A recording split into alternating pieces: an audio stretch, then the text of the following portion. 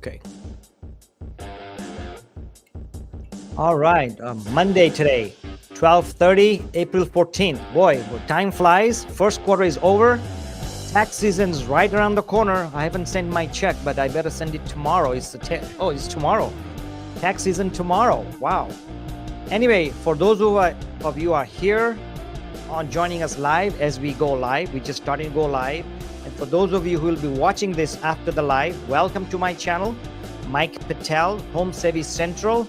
We have a special guest with us today. I'll introduce you to Alex in a few seconds. Our topic today is going to be none other than the coming recession could destroy the housing market. Mike, why did you pick that topic? We'll talk about that.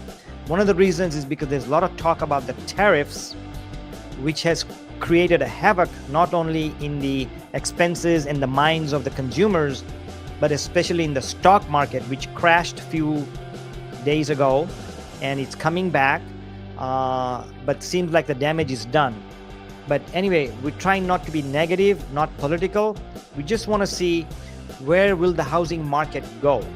So to get us started, I want to introduce you Alex Brandau. He's in Nashville, Tennessee. He's a friend of mine. He's been in business. He does luxury. Alex, tell us a little bit about yourself before we get started. It's a privilege and honor to be back on your channel with you. And listen, we're going to have a lot to talk about. But yeah, so I'm 25 years in the business. I'm a fourth generation real estate investor, but I'm the first generation to make my living listing and selling real estate. And I've done 1,100 transactions, $500 million in volume. And yeah, man, we're excited to be here and share some of our knowledge and help you and your followers take advantage of the market ahead. Thank you. Wow, that's a big resume there. So you're a fourth generation investment. Are you into multifamily homes or what kind of investments? Yeah. So, you know, my grandfather was one of the first ones that started it in the 50s. His father was a farmer and a sharecropper. And interestingly enough, I claim him as one of the first green builders in Middle Tennessee. They took the old roundhouse station that they took and turned the trains down. When they tore it down, he took the scrap from that place and built a log home out of it, and then farmed the land that he did, hauled the scrap on the back of the trolleys right at the turn of the century. So I claim him as the first green builder. That property still stands to this day, and is out there. So I grew up being in that line. My grandfather bought all of his properties, and he built properties around the perimeter of the farm for his children as they got married and got older. He had 11 children. And then I grew up as the oldest local grandchild. I went around with my grandfather fixing and learning properties. But yeah, so I literally grew up in the business. So nice. I've got a lot more experience than than I do with my professional career. Right. Okay, cool. Well, that's good to know. So you not only have you had the experience of dealing with buyers and sellers, but your own personal experience. So before, I've got a couple of websites I want to read through, but Sure. Before I do that, since you come from the income family, in the sense you own income properties and you're selling income properties, what's your take on what's going to happen in the housing market next year to 2 years, based on what we hear or what your consumers are saying or what your income property is saying? Just kind of a rough thought on what you think.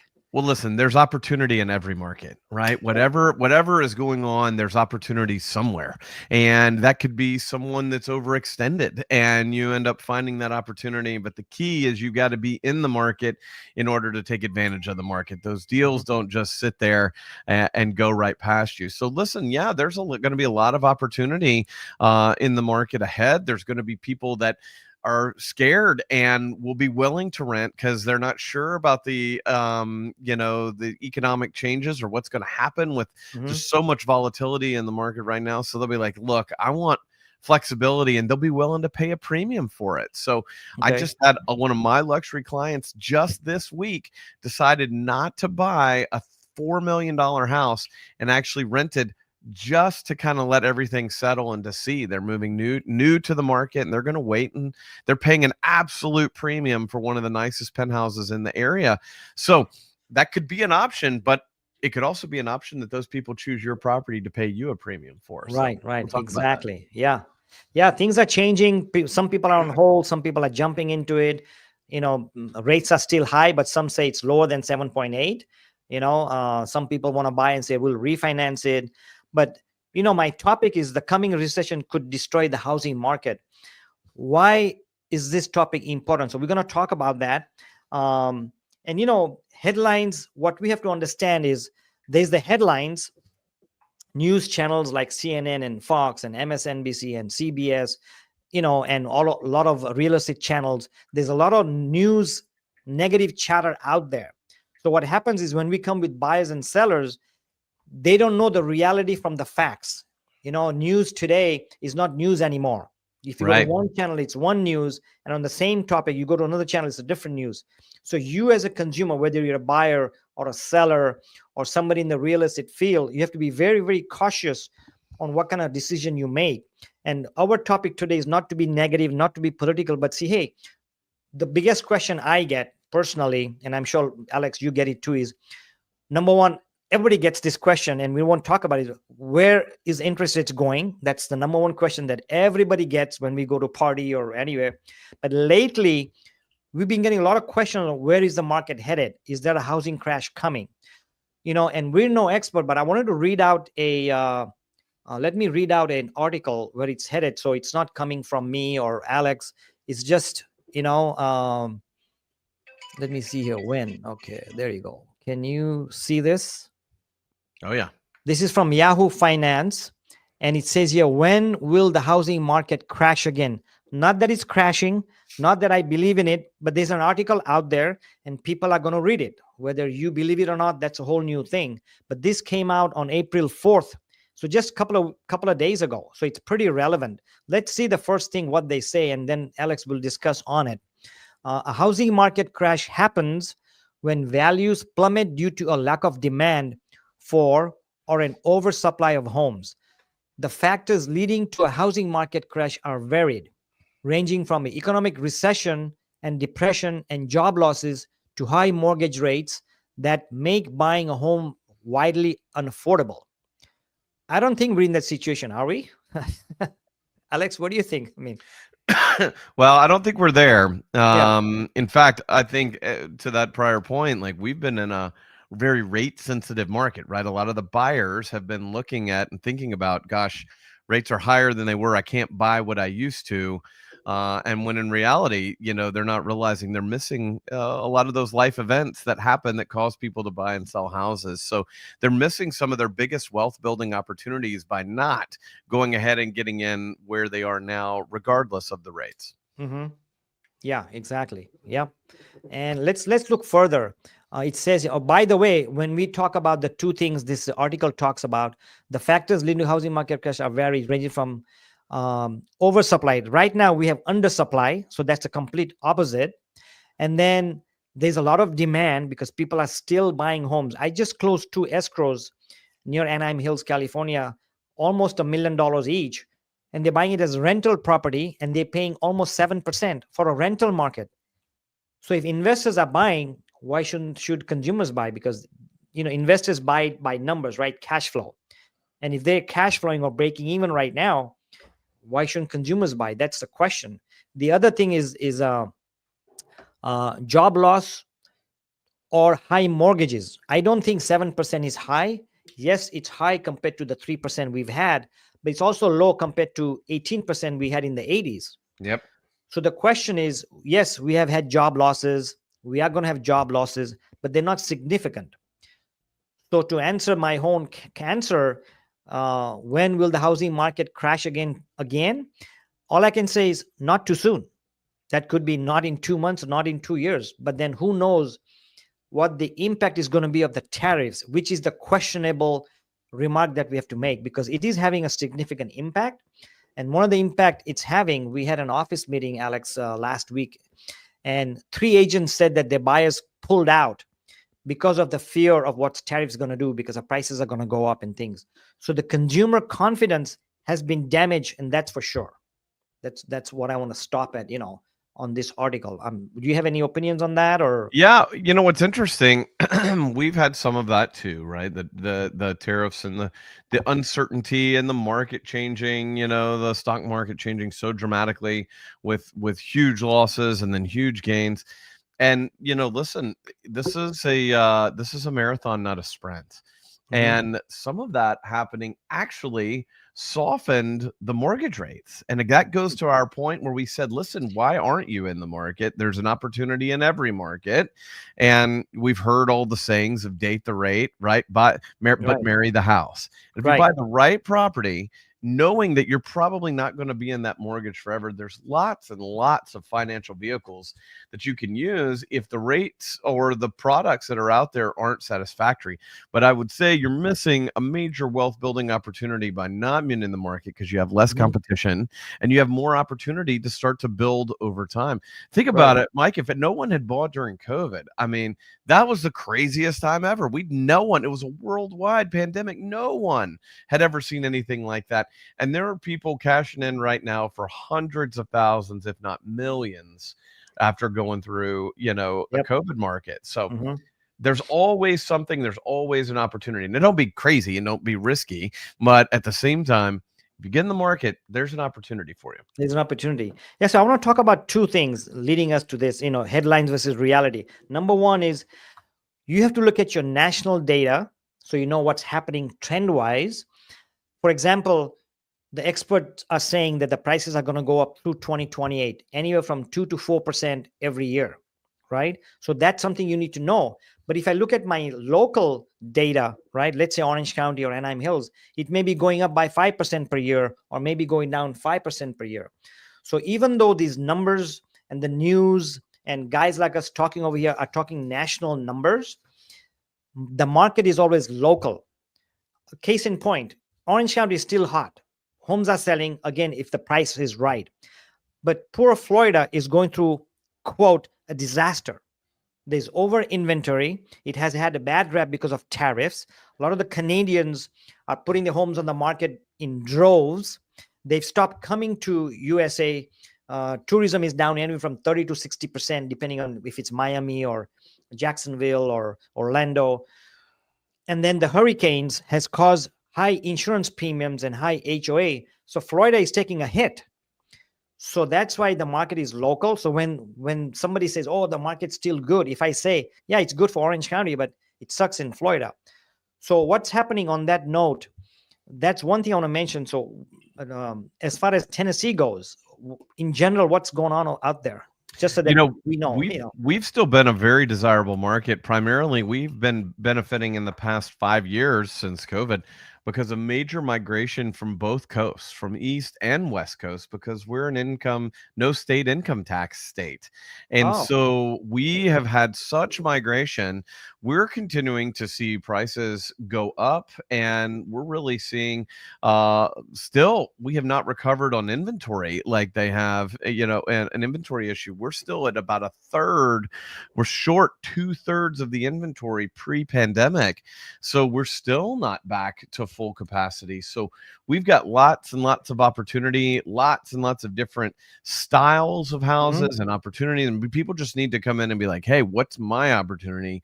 And that's where you can make a mistake, is if you come in and you're accustomed to buying a Florida house and you buy a Florida house in Tennessee, well, that's not the same. Or an Orange County house, in Yeah, Nashville is totally different. There's lots of different hyper local things right. that are going. So there's opportunity. We're seeing really good demand in various price points. The overall market still, the whole county where Nashville is in Davidson County, still only has about 6 months total supply in the entire, macro market. But if you go into some micro markets, there's a year and a half or even 2 years of supply Hmm. of houses on the market. So Right. it just depends, right? It Right. really Yep. depends on what you're after, your geography and your price point. Exactly. Right. And moving on, that's a correct point. So again, geographic markets are different. At the same time, when we mention the news and the fake news or the correct news, it's also based on your local thing. But the other thing that you have to not buy into is fear sells positively or negatively.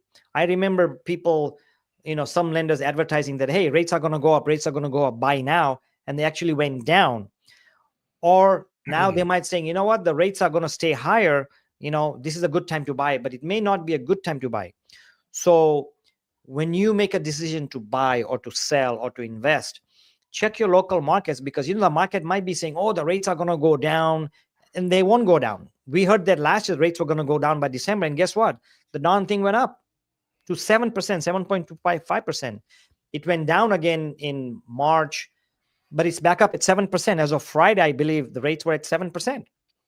So, if you're ready to buy or sell, make your local decision, talk to an expert, your local lender, your local realtor, talk to your accountant if you're doing investments, know what's happening overall, but make decision based on your local. And that's what we're talking about. And that's why we don't know if there is a recession coming. Yeah, there might be a recession or price drop or price crash in Florida, but I don't see it. And according to what you said, I don't see it in Tennessee. So, that's one thing you have to consider, Mike, if it's all right, I'll tell a story Sure. about a client that saved $500,000 this week.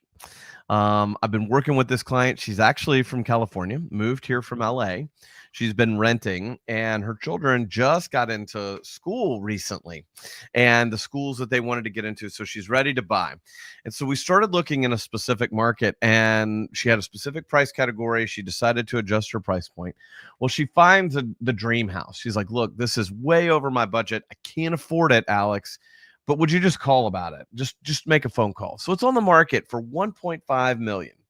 And this is all happening right now. This is real time, happened this week in the past 7 days. Mm-hmm. Yeah. And so we get on the phone. She sends me the link to the property, and it's amazing. It's big house, 5,000 feet, 2 houses on it, a barn, just an absolute estate. Mm-hmm. But it's been on the market a year. And so to your point, and no one talks about this, so I hope your subscribers really appreciate you being authentic in what we're about to share here, that hyper local expert makes all the difference. Yep. So it's on the market for 1.5. She says, I really can't afford it. I really want to be closer to $700,000 or $800,000. I said, okay. I called the agent. I said, hey, this is Alex, and the guy called me back. He was like, hey, buddy. And we'd done a deal together in the past, and he remembers. He goes, listen, I'd love to work with you. We've had some offers, but we'd love to sell it, and we'd probably take right around $1 million for it. $500,000 went away like that. Just like that. A connection to an agent who made a phone call, who the agent wants to work with. And the client is shocked. She's like, oh my God. And I'm like, $500,000 went away. Like, I'm going to get you a deal. It took 30 seconds. Yep. So that's something that's so important. I'm sure that's the case in Orange County. It's definitely the case here. Yeah, I just sold a house, and again, not to dwell on it, but I'm going to close it next week. It was listed for 1.2, showed it to my clients 30 days ago, open house. They said, nope, it's overpriced. And I said, yes, it's overpriced. Then the agents dropped by $100,000. So we saw it. We went back to see it, made an offer, $25,000 less than asking price. So originally it was 1.2. We got it close to $1,070,000. I can't say the exact price because we're in escrow. And we're getting $10,000 to $15,000 in repairs. In this market, and the market's still hard, but I think they were just overpriced. They misjudged the market. But we agents know what the house is worth, and we got it at market value, and it appraised at that value. Not higher, but at the sales price. That's right. So let's talk about a little bit about. We talked about the recessions. I don't want to talk about it, but I don't know if you want to even talk about recession or whatever. Sure. Do you expect to see a recession, or the best thing to do is let's look at an article rather than you saying it or me saying it. Let me share another screen here. Let me see here. Oops, just 1 minute. Take your time. Present, share screen. Yeah, let's share this screen. This is from the article USA Today. It came out on April 14th, which is today. Economy will likely slow to near standstill or recession despite Trump tariff pause survey. Forecasters say the economy will nearly stall or slip into a recession over Trump's tariffs. Some say the president's 90-day pause doesn't change their overlook. So what they're talking about, of course, I'm not an expert either, but he put all these tariffs, or his administration put all these tariffs last week on April 2nd globally, and then he pulled back on a lot of them. But the 10% basic tariffs still stay. The Canadian tariffs still stay. The Mexico tariffs still stay. The aluminum tariffs in some European countries still stay, but a lot of them are pulled back. So when they say the 90-day pause doesn't change their outlook, that's what they're talking about. So let's read further, and then Alex, we can discuss on this. Sure, of course. Not that we are experts on tariffs, but what is the impact on housing and the consumer confidence? So the key points they're talking about is experts predict the economy will nearly stall in 2025, growing 0.8% down from their projection of 1.7 just last month. The 46 economists surveyed by Walton Clover Blue Chip Economic Indicators estimate a 47% chance of recession, up from 25% in just February. And the last sentence I'm going to read out, it says, "We had a very solid economy at the beginning of the year." Barclays economist Mark Giannoni said, "The tariffs are weakening activity and weakening demand." So that's a different news than what's happening in the market, at least in your market, in my market. And of course, I don't see a recession, but hey, who am I? I'm not an expert, right? I'm just Right. a realtor. Right. Me too. Me How too. does that article catch you if you are a buyer or a seller or somebody not sure about real estate? How would you react to that, a typical consumer? Well, I think it's interesting because that stuff, we started the year 90 days ago in a great economy, and we still weren't seeing the market being really active, right? It was January, it was right after turn of the year, and we didn't see it being quite outpaced. So I see it, if we head to a recession, it's going to be a good opportunity because rates will soften, people will still need to buy and sell. Mhm. And that's something that you can take advantage of, whether you're an investor or moving up or down in your primary residence. That's going to be an opportunity because others are going to be scared. So be Right. knowledgeable and decide if it's the right time for your next move. And if it is, it's going to be a good time because it's going to be less competition out there. So it'll Yeah. be more opportunity. Right. So if you're a buyer, let's take the scenario of a buyer and seller. If I'm a buyer and all the other buyers, we talked about consumer confidence, and let's talk about Orange County because I cannot talk about Florida or Tennessee or Sure. in my town, Anaheim Hills. Right now, there's less than 50 homes for sale, which is like 1/3 of our normal inventory. We usually have 150 to 200 homes for sale. But right now, we're probably about 30 or 40. I haven't checked it last week. So if I was a buyer and at an open house, because people are going to say, oh, I'm going to wait, market's going to pick up. There's only a few buyers come in. It's an advantage to me because now I don't have to compete with other buyers, or there's not going to be multiple offers. And I Yep. can negotiate with the seller and say, look, you haven't had anything. You're up on a market 30 days. And if instead of offering $1 million, you may offer them a $900,000, or ask for closing cost or repairs, or ask for 60-day escrow, whatever, you can negotiate. So that's an advantage.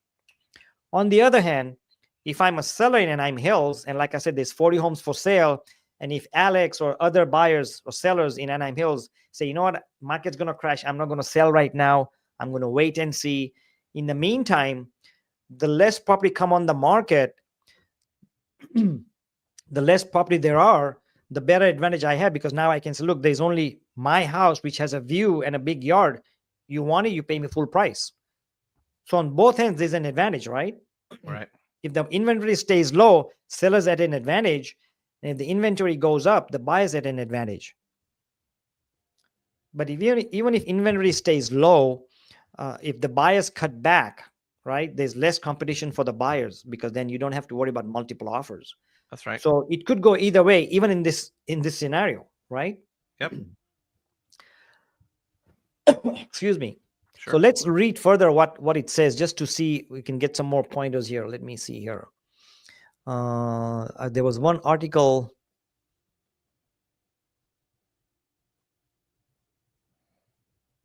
There was an article I was going to read here. I could not find it here. Well, let's just move on to the next point. I have another article I'm going to show from another website, but I'll talk about that.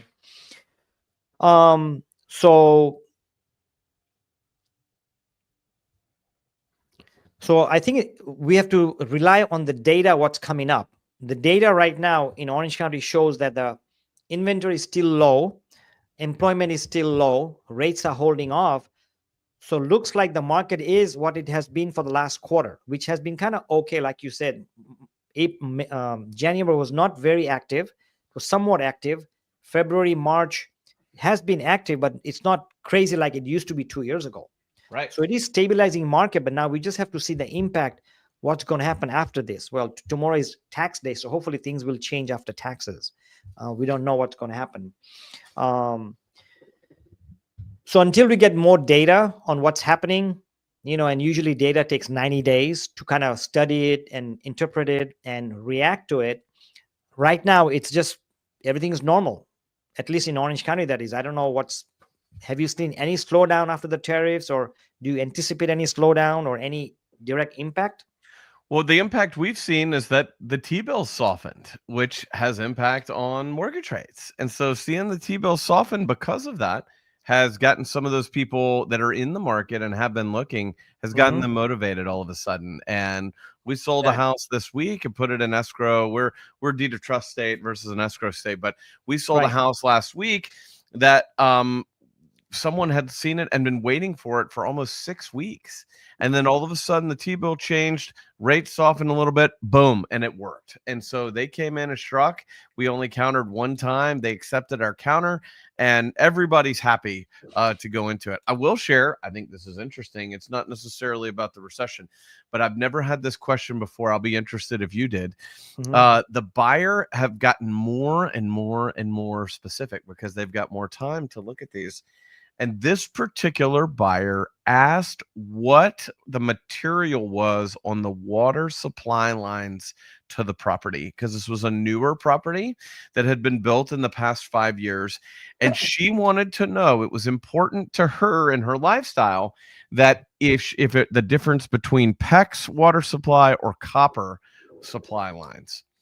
And I've never had that question. I've sold some houses. I've had some houses and done some deals just like you have. Yeah. Never had that before. So I think that's an indicator of the market, is that because people have more time, they're asking more questions and digging in deeper and even getting more committed to properties. So look, tariffs and some of that is happening on an international level. It's definitely having some significant impact to, our overall economy. But this, in real estate wise, can be hyper local, and it should be setting up a good opportunity if it's your opportunity for your next move, but it should be setting us up to be in a good place to go ahead and either buy that next investment or to move up. Yeah, that's a good question. I mean, what that tells you, the buyer that asks you a question, that's a smart buyer, that's a concerned buyer, and they are doing their homework. On that point, one of the things I heard last week, I was doing a video, doing some research, when you buy a house, what you should do and why an inspection is absolutely necessary. And the point I raised was why an inspection is now absolutely necessary, even on new construction. And as I was doing research, guess what an article I came up with? And this was a video article. They found out that there was a couple of home builders. I don't know if it was Texas or I forgot what state that was. As you know, there's been a big demand for new construction and there's shortage of new home construction. So what are the new home builders doing? They're rushing, they're pushing to do home construction. So what happened in these three particular home builders, each different one, but it happened to all of them. When they did the inspection, you know what they found out? There's a lot of leaks in the houses, not inside the house, but between the homes. There were leaks in the yards and things. So guess what they found out after research? The insurance did the research. What happened was the new construction builders were rushing so much. And when it comes to piping, the first thing they do is piping, right? Pipes or whatever. And they still have heavy machinery going up and down on the side and through that. So all that going on the roads was crushing the pipes underneath, and they were creating cracks. So doing the due diligence, doing inspection, and being a smart buyer, as you said, asking such questions, do ask those. Don't feel bad that, hey, I'm asking a question like, is the piping PEX or PVC or lead or copper? It's very important. So Congrats to that buyer. That's a Yeah. smart buyer, and I'd love to work with those kind of buyers and sellers. Right? What a So good very good surprise. point. The other Very good. agent, you might think that people shouldn't ask those questions. And look, you've got two pros right here saying that's amazing. I would love to have that person as a client. And by No, the way, absolutely the good buyer, question. Yeah. you And it's want them? something we can answer. This is a question we can come up with answers with, not by myself. I say, hey, ask the inspector or get an inspection done. We can get you a solution for that, or at least have you an answer. But when you say, hey, is a recession coming? We cannot answer that. That's Who right. knows? Right. So talking about recession, a lot of people keep asking more and more. I mean, I've been asked that question, and I can guarantee you, Alex, you've been asked since 2020, So when much. is the recession coming? When is the housing crash coming? Especially from the buyers, because they want to buy it lower. But lately, what I've been hearing, especially on the negative YouTube channel who seek negative information or give you negative information to gain views and advertising money, and I've seen those. I follow 3 of those. Won't mention the name. They on purpose give negative news, fear-based news, so they get views and they get money on advertising.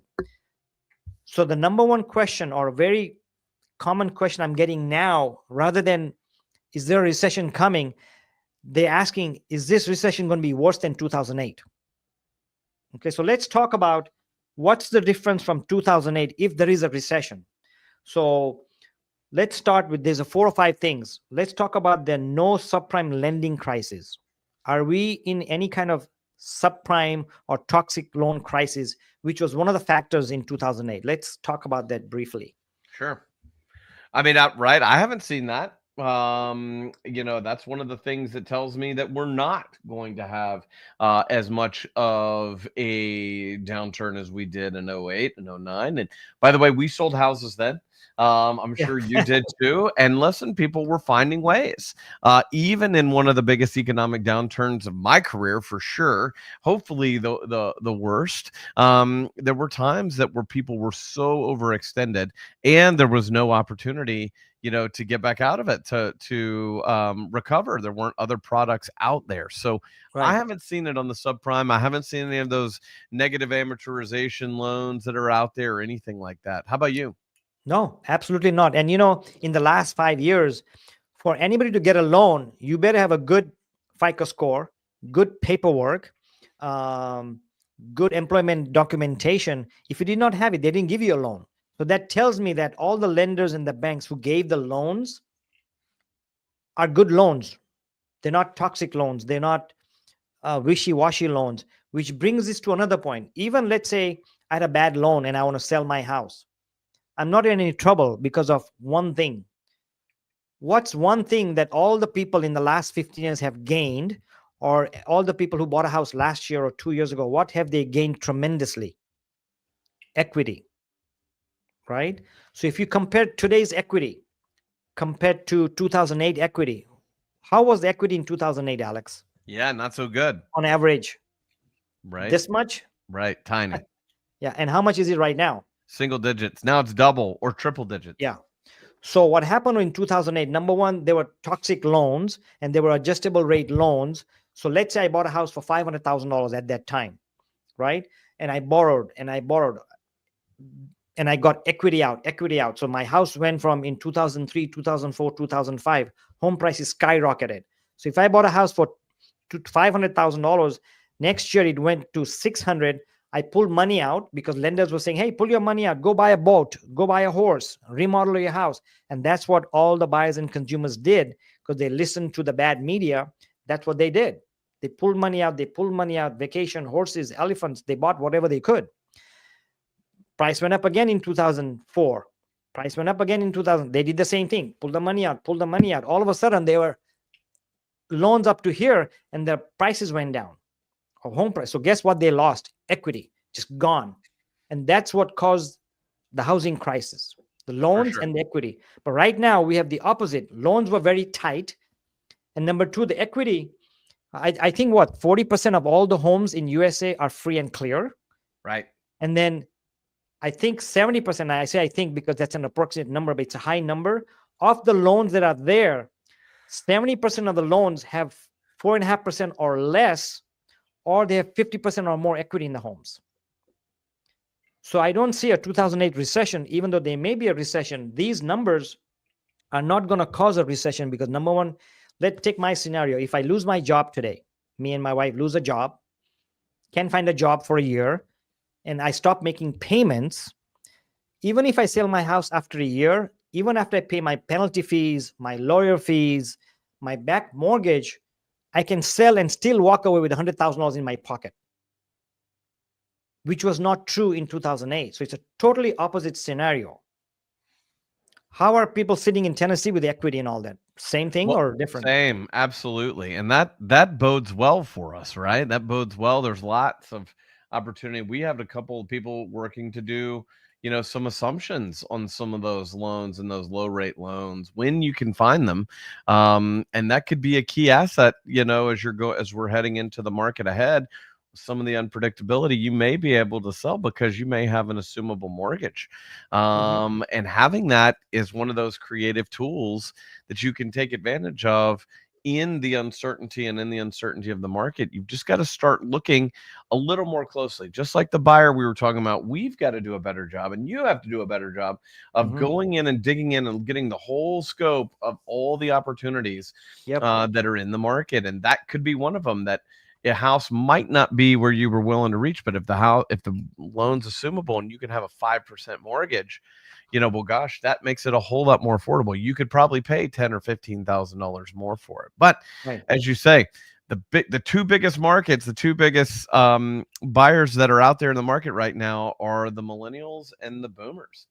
Right? They're out there and in a big way, and they make up almost 70% of the active market right now. Even with all the talk and news about millennials not wanting to buy, well, they're just ultimately, life is happening, at that point to them. And so they're having to have some kind of choice of shelter. And maybe they're choosing to buy a vacation house instead of their primary, right? Or they're choosing to buy an investment property instead of the primary. By the way, that's not our advice. You should definitely buy the primary first, or maybe even house hack.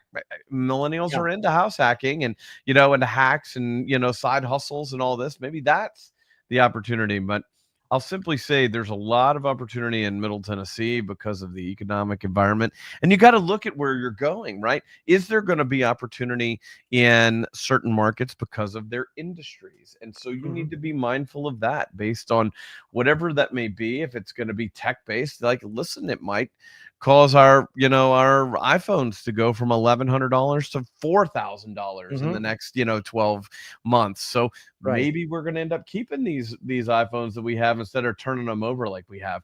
But we always need a place to stay. Always, even when you're out of town, you got to have somewhere to stay.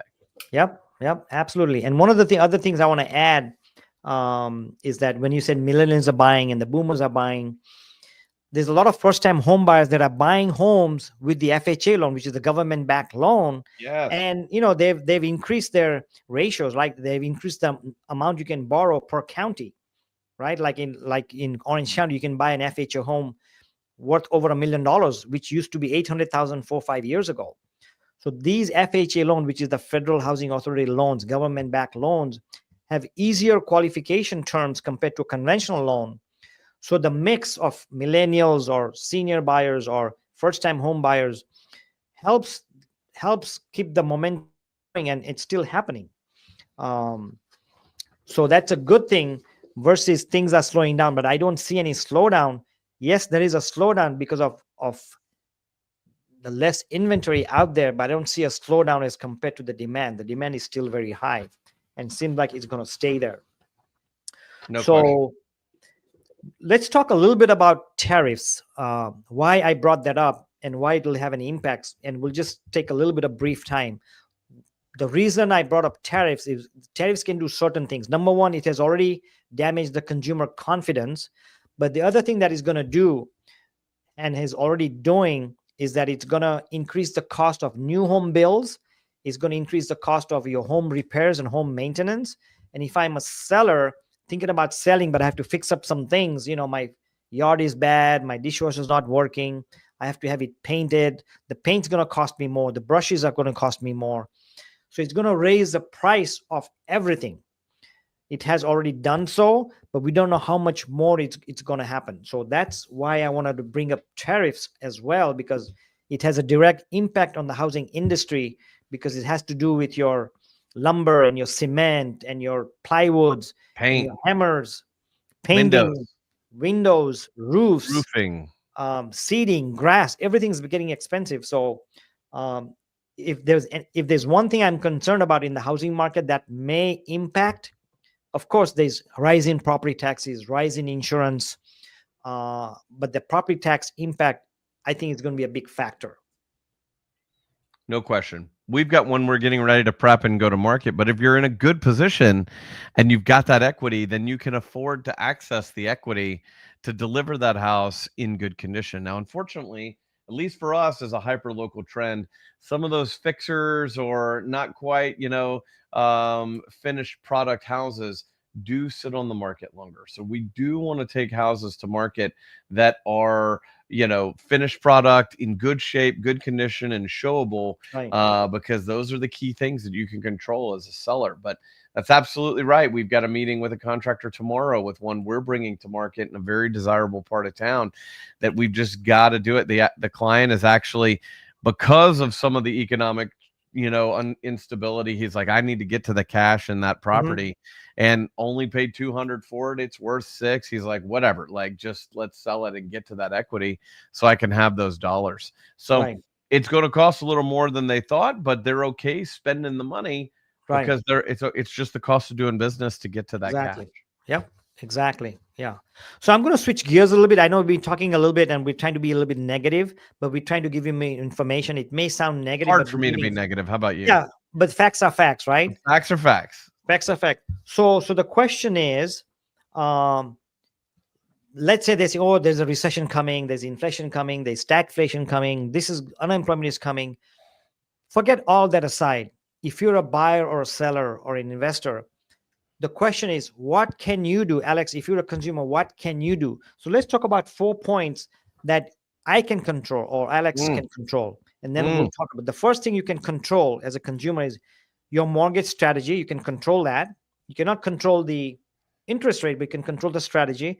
The second thing you can control is your liquidity. Do you have emergency cash? The third thing you can control is your market readiness. Are you ready for what's about to happen? Or if you're thinking of buying a house a year from now, are you ready? And the fourth thing is, you cannot control it, but you can use local comps to make a strategic decision, whether you want to buy or sell or invest. So let's go back to your mortgage strategy. In this market, you can control how you want to buy. So some of the points we can talk about is, refinance. If you're a seller, then you can refinance, right? Or you can get a HELOC loan if you want to buy another property or you want to do an extension, right? That's something you can control. Sure. What can a buyer do to be strategic when buying a home? He can't control the interest rate, but what can he do or she can do? So many things, right? It depends on what the ultimate goal is, right? If it was one of these millennial buyers for me, one of my favorite things that I share with clients is, listen, you should buy a house every year, in Right. your from 25 to 35. You absolutely should. I wish I did. I bet, Mike, I bet you wish you did. And we haven't I wish talked I about did. Nobody but told you me. Nobody told somebody me. should have told me. Well, we're I going to know. tell you today. Yep. And that you should buy an investment property and a duplex or triplex or quad. And you can do that on an FHA loan with only 3.5% out of pocket. And you can live in one side and have a roommate, which you're probably going to do anywhere you live anyway, and then have someone else living in the other side. And what does that do for you? Number one, you get a credit for that income. You've increased your income just by changing the type of property you're looking at. And number two, by using an FHA loan, you keep your cash reserve strong. So you stay strong and you use one of these government backed loans at 3.5%. And when you Right. do that over time in a 10-year period, even if the tariffs do set us back decades into Right. economic challenges that we have to undo and relationships we have to build back, you'll be sitting on a pile of investment properties, probably 10 to 20 units, if not more, that you've single-handedly accumulated with just a little bit of money out of pocket. Right. And so that time on task is a strategy to absolutely be using and to be putting to use in this kind of market. Right. Right. Yeah. And if you're one of the buyers and say, "Oh, I don't want to buy one every year," buy one, buy two in the next 10 years. That's it. Paid off by the time you're 60. And let's say you're 30 right now, and in 30 years, if you're getting 2,000 a month right now, those probably will give you 7,000-8,000 a month, I'm assuming. So you'll have $14,000-15,000 a month from those just two properties, let alone you have 20 properties. Whatever the case, buy one, buy two, buy three in the next 5, 10, 15 years. You can do it. There's I opportunity, even no matter what the stress is. I don't mind sharing a personal story of my own that I was married very early in my life and had a house that we redid, and we went through, and it was in some economic uncertainties in the early 2000s, and we weren't really sure what to do, but we bought a house, we redid it, we bought it for $80,000, and we put $40,000 into it. All new electric, all new roof, Right. all new windows, redid the hardwood floors. It was a beautiful, beautiful house. Well, when we got finished, it was awesome. We walked into it. It had $150,000 in value. We were only $120,000 in it. That was great Yeah. for 23-year-olds. Yep. Well, unfortunately, that relationship ended, and we ended up with the house. And I was heartbroken. I was like, let's just get rid of this thing. Well, Right. guess what? I didn't. And a good friend who's in the business to this day was like, man, you need to move on. You need to rent that house, and you need to just move Yep. on and do something else. And that's exactly what I did.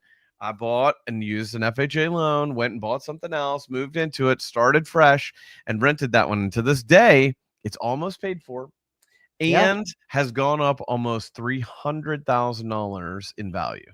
And it's one And of the our rent best too, probably, performers. right? So Yeah, and we've rented, and someone for almost 15 years now, someone other than me has been paying the mortgage. My renter has exactly. been paying the mortgage. Exactly. Yeah. That's the power, so buy. Yeah. So that's one thing. So now going to the buyer, what are we talking about? The control, right? If you're a buyer, keeping emergency is very important, right? First, you have to collect for your down payment. Then you have to collect for moving cost. Then you have to collect for your closing cost.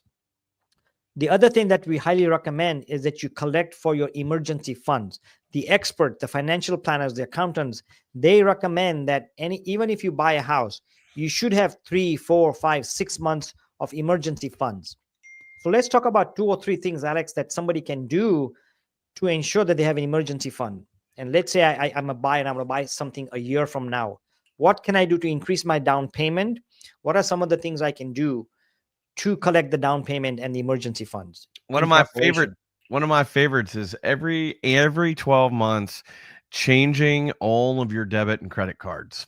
Now that's a hassle, but one of my favorite things to do is we do that in our house, that we go through and we pick a time when we have time to do that. We cancel all the debit cards, we cancel all the credit cards, and we have them reissued because we've gotten accustomed to those recurring payments that are in there for something that we didn't even know is in there. For Mike, you and I have been around a minute. It's the old Columbia music, right? Where you mailed in a Yep. penny and you got 10 CDs back. Oh, Well, yeah. Yep. that's the new thing now. It's now that you've got these recurring things that are just charging and charging and charging. And I guarantee you, that's the first thing you can look at. The second thing that you can look at is it's gotten so easy to just do anything on demand off of these fabulous devices and just be intentional. Plan out all of your, what you're going to be doing throughout the week, and those impulse things of like, I'm going to DoorDash this, and I'm going to DoorDash that, and I'm going to DoorDash one more cup of coffee. And you could easily spend $8, $9, $10, $15 when you could have the exact same thing for under $3 at the house with just a little bit of planning. So that's a strategy too of being very intentional, and just saving that one cup of coffee could make all the difference in the world for 1 week. Just think about it for 1 week where you didn't spend those $15. That could be $150 in 10 days. Just Absolutely. like that, Yep. all of a sudden you've saved some serious money.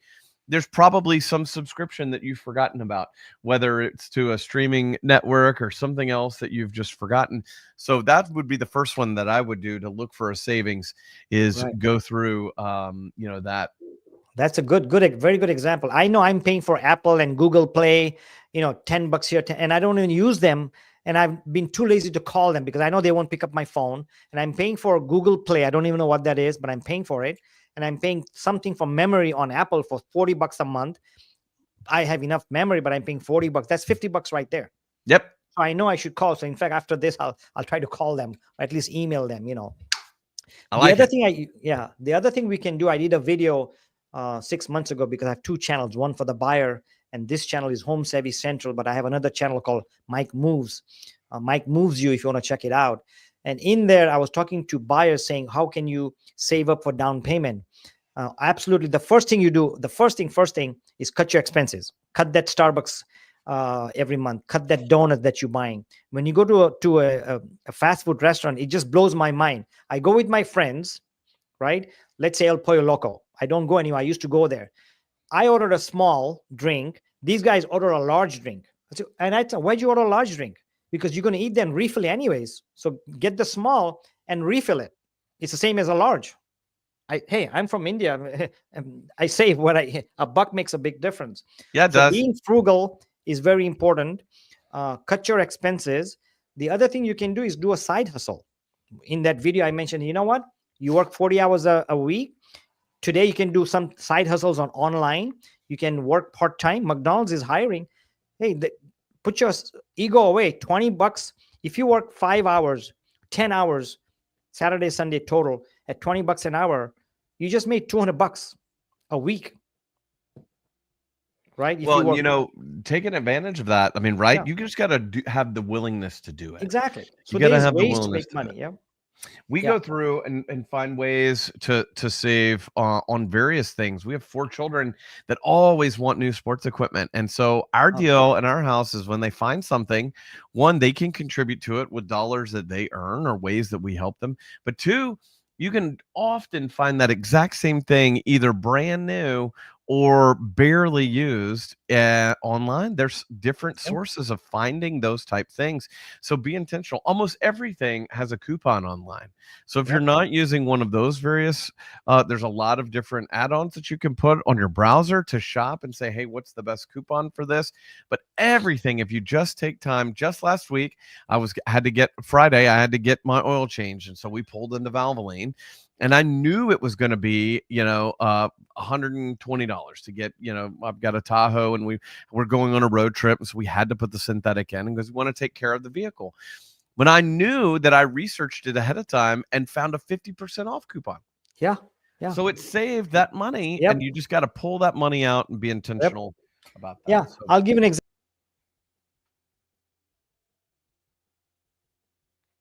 oh no. Did we lose Mike? Maybe Google Play heard that it got him. I hope not. My goodness, maybe I'm in here live and he's not. Oh, there you go. I don't know what happened. I must have pushed the wrong button here. So sorry about that. I wasn't sure if you got dropped or if I got dropped. So I know. It's okay. Well, let me give an example. Talking about being strategic or saving money. Our family is going to England, right? And we bought tickets. Me and my wife already bought tickets. And my son-in-law has an app. And what it does is monitors the airfare. So we put our airfares in there and we paid like $1,200 each way. He just called us last week and said, hey, Dad, your flight got cheaper by $300 because he gets this alert on his app. So we called the airline and said, look, your rates dropped. And guess what? We got $300 refund because of an app that monitors. I didn't do it. My son-in-law does it. The techie guys do it. Yeah. But that's $300. And now we're waiting for more. We booked our hotels and we put an alert on that because we're staying at a hotel, different hotels. $300 is a lot of money. You know what else? Yeah. You made this final note here. I just think this is me embracing 47 and my middle-agedness that I have become. But one of my favorite things that we've started doing, and I'm finding it happening all over the place, is we're enjoying going to estate sales. And those happen on Friday and Saturday. And my favorite day is Sunday. And you know why? Because everything's 50 or 60% off. And sometimes it can be even bigger. Mike, last week I got the coolest all leather fold soft-sided briefcase for my laptop and for my files. This whole big file goes in there, and the state person either didn't tag it or didn't someone had removed the tag. I got it for $5. Wow. $5. That's a $250 briefcase easy. My wife at the same one found a Burberry jacket raincoat that retails for $3,200, and we got it for $300. We're going to resell that thing. So there's side hustles that you can do if you don't know anything about some of that stuff. I didn't know anything about Burberry jackets. I didn't know, that wasn't my thing. But it did have a toolkit that I wanted that cost me $10, and every single piece that was in there was worth more than $10. So there's ways you can be intentional about it. You can't go out and get exactly what you want, and the one that you saw that was reviewed and that's brand new and still has the sticker on it. But you can most of the time, with a little bit of patience, you can save some money and just reshift your spending habits instead of just pounding it away on online shopping resources. I've done that too. Just like, I'm going to pick it. It's done. It's easy. It'll show up at my door. And that's a way to save money. Right. Oh, yeah. Yeah. So anyway, let's continue with our what you can control. So when we talk about market readiness, and you have to be ready. If you're a buyer, let's say you want to buy something next year because I'm collecting money, or I have a student loan that I'm going to be ending this year, and then I'm going to buy, or I'm getting married, so we'll have double income. So one of the things you want to be is be market ready. And how can you be market ready? Of course, you can go to news channels and social media channels, get your information. The only thing is you don't know what is right from wrong. So in that case, talk to your local realtor, talk to your local lender, talk to your local friends or sellers who sold right now, so you are ready on what to expect, what not to expect. And if you want local realtors in Tennessee, you can contact Alex. If you want any realtor in Orange County or anywhere in the nation, we both belong to the Top Agents Network. So we can refer you to any realtor, any lender throughout the nation. So our information is in the description. Hit us up. But most important thing is for you to be ready is to know your local market. If you're a buyer, what's happening in your local market? What's happening in Anaheim Hills? Are the prices going up or down? If I'm in Florida, I know they're going down, and they may go further down. So if I'm a buyer, I may wait. But on the other hand, what if the interest rates go up? So talk to your lender, talk to your accountant, talk to your realtor. The next thing you have to be cautious of is be ready, but don't panic, right? If, let's say, you are waiting for the prices to go down in Florida, and all of a sudden they started going up, don't panic. Buy when you are ready, willing, and able to sell. Be ready, be prepared. Anything else you can add on that, Alex, rather than me? I think that's some of the best advice we've shared all day, because I really think people underestimate not being in the market. They think they're going to find that, buy it now in real estate. And that's just not how it works. The story that I shared with that client had to ask the question, and I had to have the relationship over years and years in the market in order to save that client over $500,000 in the conversation. So you've got to be in it. You got to be ready and able to act in order to take advantage of those opportunities. They don't happen when you're sitting on the sidelines. You got to be in between the white lines in the game, and being prepared to act. So that's some of the best stuff we've shared today. Right. I know that's a great thing we shared. So here's some of the final topic I want to talk about. And that is, yes, we're talking about stagflation, or we're talking about recession, or Trump tariffs going to kick us out of the market, or price going up. Yeah. That's going to happen. You have no control over it. I'm in California, and today it's a little bit chilly and cloudy. I'm not very happy, but you know what? I can't control that. The weather is what it is. Similarly, when it comes to the housing market, you have absolutely zero control. You can act on the market, or you can react to the market. So let's talk about some finals, and there's 3 thoughts we'll talk about. The first thing is to be ready, whether you buy or sell or investors, is if there's a recession, are you looking at it as a risk or an opportunity? And Alex, the first thing he said, and I loved it, is look at it as an opportunity. So let's talk about that. The second thing is stay locally informed, and stay calm no matter what the news. And the third thing is talk to experts, not TikTok. So let's go back and talk about recession.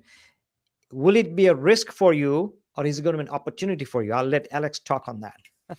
Well, it all depends on what your next move is, right? Your next move is going to be that next opportunity. And maybe in a recession with fewer buyers, and you're in a position sitting on a house that you could do a home equity line on, and you can borrow some of that at a cheaper rate and buy your next opportunity. Maybe that's your strategy, that you could do that. You can use an equity line at 4% or 4.5%, and use the equity on the home that you already live in to buy that next house. And in the meantime, buy it now. Maybe you don't need it for 10 more years. Maybe that's your future downsizing house, or, or your, like, for one of, maybe it's a starter home for one of your children, or a home in a college town where your children may or may not go to school. They're going to know people that are going to school there. And that's an opportunity, something we're doing this time of year. Everyone's posting where they're going to school. So we share that and start going, hey, we need to buy something, wherever you may be, if Yeah. it's in San Diego, or if it's, wherever it may be, if it's at USC, we're going to say, hey, UCLA, great. All those posts, those people, we need to know they probably need to buy something for some student housing. Now that Yep. depends on their each little hyper local market, Hmm. but find out, start thinking yes how instead of no why. Like, I Right. can't do Yep. it, the market, the tariffs, the this, the that. Well, never mind that. There Yeah. are other ways to go ahead and move forward to yes how. Yep. There's always an opportunity. I mean, here's a question. In 2008, everybody was talking about, oh my God, recession, recession, recession, hell break loose. How many investors bought properties in 2008? Tons of them. All those homes that were on the market, 1 year supply. Right now, there is on average in the nation 2 or 3 months supply.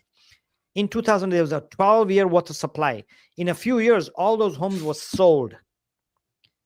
Guess at what price all those people bought over here? Homes that were selling for this much, they saw opportunity. They didn't say, "Oh my God," blah, blah, blah, blah. They didn't cry, run like whoever.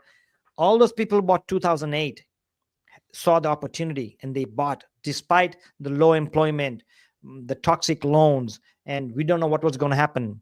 Right, the world was going to come to an end when it came to real estate. All those brave people who bought and sold, they saw an opportunity. So let's move on to the next point: is how you can, what you should be thinking about is stay informed, stay local, and stay calm. What does that grab you when I say that?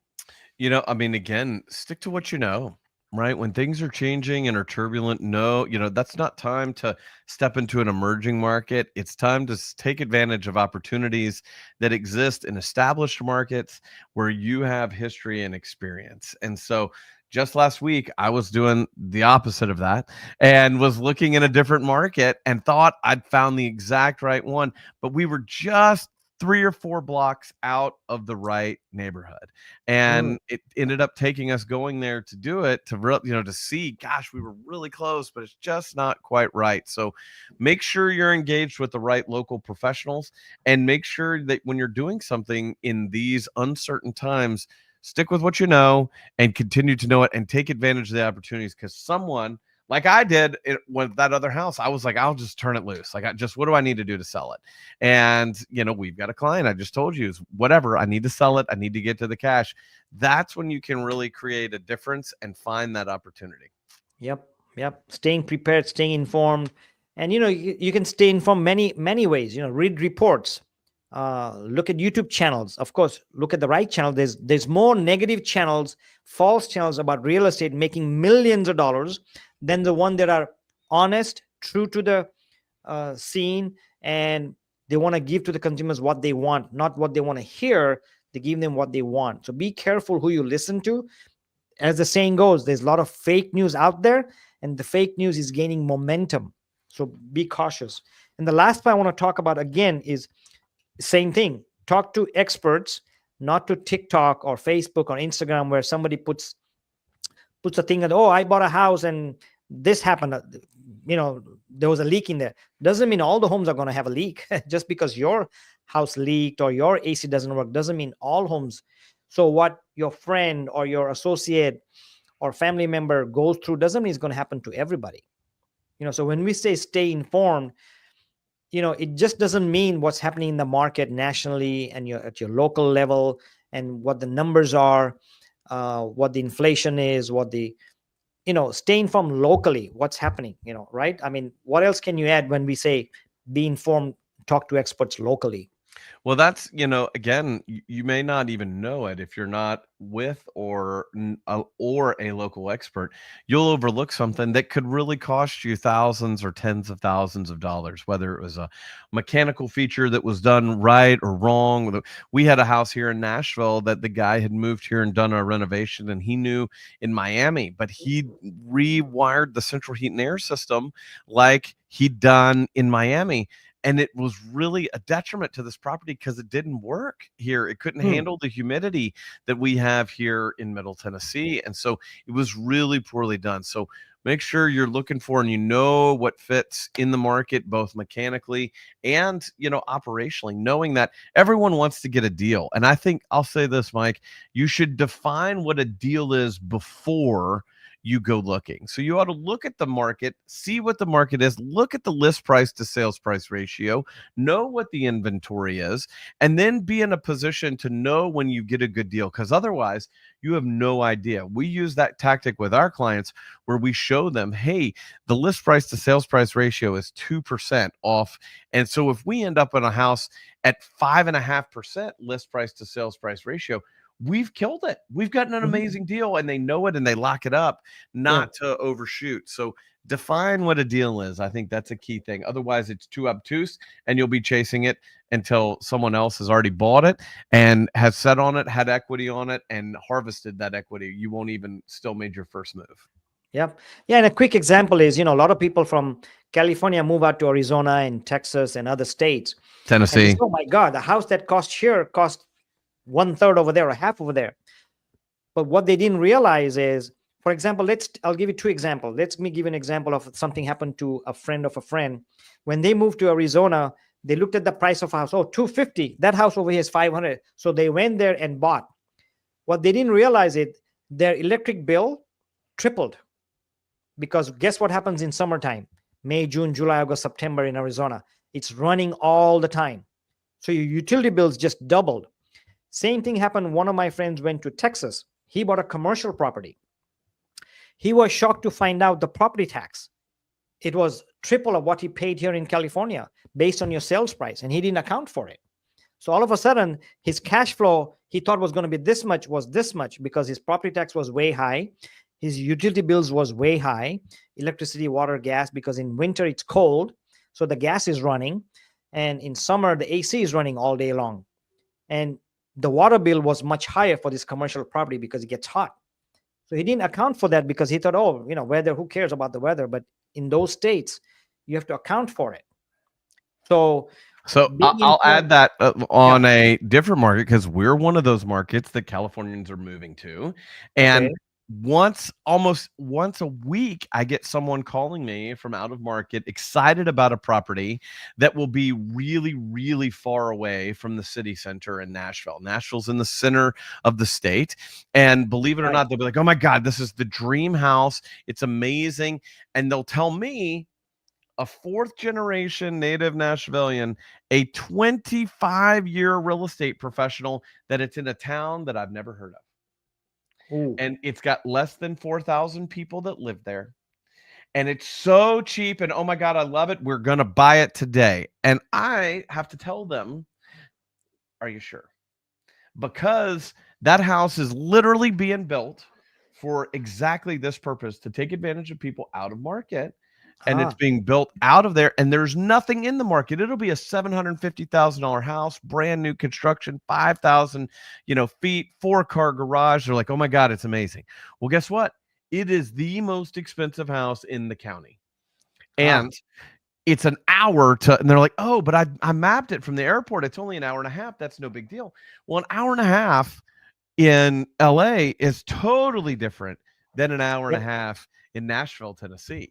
And we are a top 50 metropolitan market, but there's other pieces to the market that you got to be careful of. And those are the mistakes that people will make and could destroy the housing market in a recession, because they go, oh, I'm going to save money. Those are the kinds of things that people will make mistakes that will destroy some of the housing market. Yeah. And you made a good point. The other thing that they may not have considered, let's say you're talking about a guy moving from California, buying that house in the middle of nowhere. what's going to happen to his mental state, his social state? That's not even counting that. How do you put a dollar value on that? If you're lonely all day, what the heck are you going to do? In California, you can talk from car to car on the freeway. If you get bored, you can open the window and talk to the other guy from the car. In the city dimension, who are they going to talk to? Yep. What are they going to do all day? That's right. You have a depression coming up. Is it That's worth right. saving $10 or $1,000 a month and go through a depression? That's right. I'd rather you go through a recession than go through a depression. Hey, Amen that's to a that. good topic. Yeah, can you be here next week? We'll talk about depression and recession. Yes. I'm Yes. just I'm kidding. honored to be here whenever you'll have me. I know, I'm just kidding, but yeah. So anyway, I think we'll end at that. Alex, any last point about how to react to this recession coming up, or is there recession coming up? There's two. I think the two takeaways that we really hit on well was, one, there's opportunity in every market. It's just what's your opportunity and when is your next opportunity. And two, in order to take advantage of that and to have an opportunity, you got to be ready. And so that means you've got to be in it and know what you're looking for, and then be ready to strike when it's there, because it will show up. Those are the two things I'd leave. Don't worry about that. You can't control the recession. You can't control tariffs. Like, look, if someone shows you who they are, let them, and so what we could do is control ourselves and be prepared for the market. So right. Okay. So the last point, I want you to make it again. I was going to give a comment, but I want you to answer this in the perspective that if I'm a realtor or a lender, how would a lender or realtor take advantage or see an opportunity in this market? So talk to a consumer or a buyer or a seller, how a realtor can see the opportunity just like a buyer could or a seller could. Well, listen, a realtor will know some things that are happening in the market. They may know that a neighborhood is getting a whole new amenity that we didn't know about, or there was a new shopping center that was going to be desirable, or there's been a huge community investment that all of a sudden businesses are moving into the area. So that means there's going to be retail moving into the area. I mean, the realtor that you want to be in business with for your next move is going to be able to guide you and help you mirror and match what your goals are and what's happening there that you may not be able to see just yet, but that it's going to happen over time, and it's most importantly in your time in the market, and is looking and thinking about all these different creative ways instead of, oh gosh, yeah, I'm really slow and rates are high and I don't know. Instead of that, they're finding other ways to be creative and either house hacking or looking at, could we assume this? Or is there another financial product that we ought to be looking at? Or is there someone probably, if you're a millennial, which is the second biggest percentage of people that are out there, probably you have at least 4 different options that could be your own private bank, people that that probably created you, that may be willing to loan you money on the equity in their house. You'd probably have their house paid off, and they would love to have you as an annuity that they could do and borrow money. So find that professional that's thinking like that and guiding you to help you reach your goals, regardless of what's going on and things that you can't control anyway. Exactly. Yeah, great point. Well, with that, we'll end this session, a great session. Thank you, Alex, for being on the channel and on my live stream. I'll hopefully call you back and you'll agree to come on. On that note, thanks for watching. If you have any questions or comments, whether you're watching live, we're ending, or if you're watching a recording, make the comments, ask any questions. We're here to help you. And most of all, if you're looking for a lender realtor nationwide, hit us up. We'll be glad to help you. See you next week. Thanks, Alex. Cheers. My pleasure. Yep.